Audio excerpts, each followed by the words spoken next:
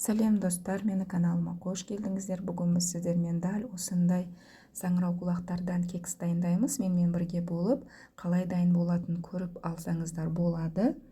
Мен ас нәзіріні описание бөліміне жазып өтемін. Сіздер сол жерден көре аласыздар.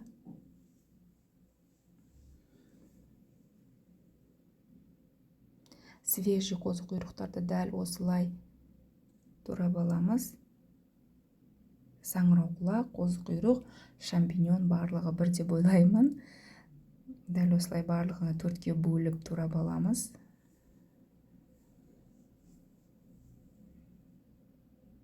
Міне достар, турап алдық.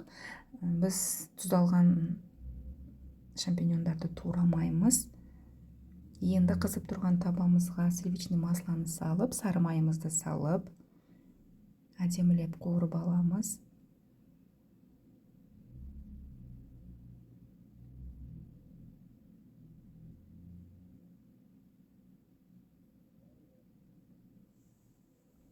Он минут қуырамыз.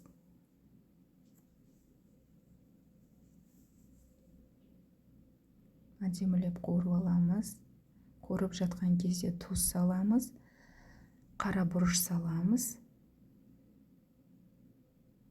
Достар, мен тұрақты түрде аптасына 3 рет жаңа видео шығарамын. Сіздер соны жіберіп алмау үшін каналға тіркеліп, қоңыраушаның кісесін басып кетіңіздер.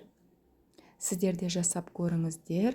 Егер сіздер дәл осы рецепт бойынша жасасаңыздар, комментарий бөліміне жазып өтіңіздер. Сіздерде қалай шықты дәл осы рецепт бойынша.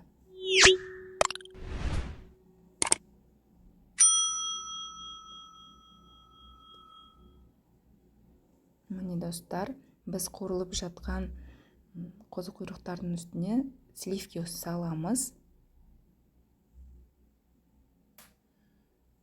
Екеуіні бөлек-бөлек қуырып аламыз. 33% сливки қажет болады.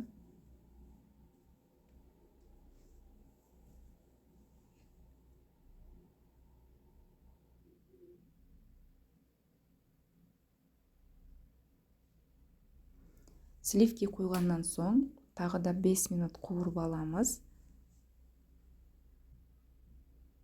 Дәл осылай әдемілеп қуырылады. Сосын біз бұларды 180 градусқа духовкаға салып пісіріп аламыз. 25 минут. Бізге арнайы қалыптар қажет болады. Ана достар, дәл осылай қуырып аламыз.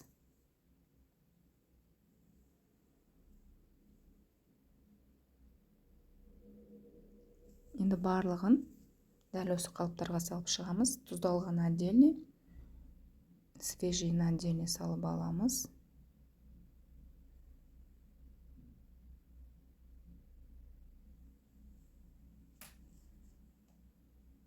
Достар, сіздермен бірге болған Зәуре. Менің каналыма тіркелуді ұмытпаңыздар.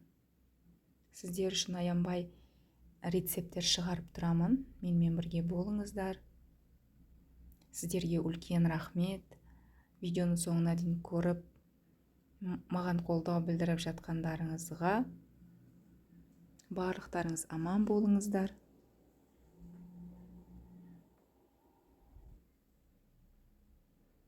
Міне достар, барлығыны салып алдық. Енді духовкамызға саламыз. Үстіне біз российский сыр саламыз. Барлығына біркелкі.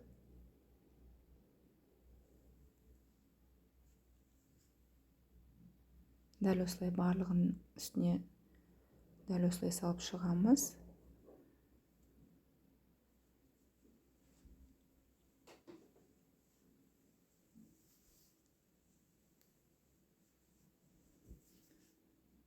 Міне достар, духовкаға салдық. 25 минутта дайын болып пісіп шығады. Сіздер де жасап көріңіздер. Міне дайын болды. Сіздерге үлкен рахмет менімен бірге болғандарыңызға. Мен сіздерді жақсы көремін. Барлықтарыңызға ас болсын. Сіздер де жасап көріңіздер.